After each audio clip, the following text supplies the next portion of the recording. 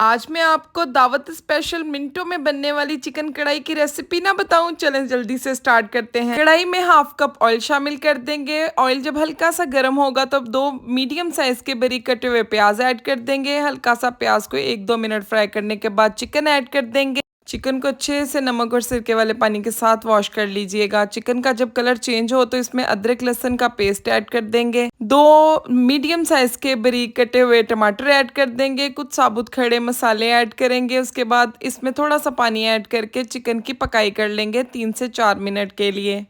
उसके बाद इसके अंदर बेसिक सिंपल मसाले ऐड करेंगे। नमक, मिर्च, हल्दी, ज़ीरा पाउडर, धनिया पाउडर ऐड करने के बाद भुनाई करेंगे। उसके बाद दही ऐड कर देंगे। दही के पानी को अच्छे से ड्राई कर लेंगे।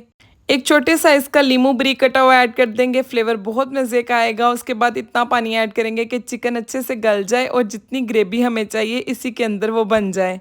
5-7 मिनट के लिए कवर करके पकाया था। ज़बरदस्ती ग्रेवी हमारी रेडी हो चुकी है। चटपटी मज़ेदार सी कढ़ाई को आप धनिया और हरी मिर्चें डालकर सर्व कर दें।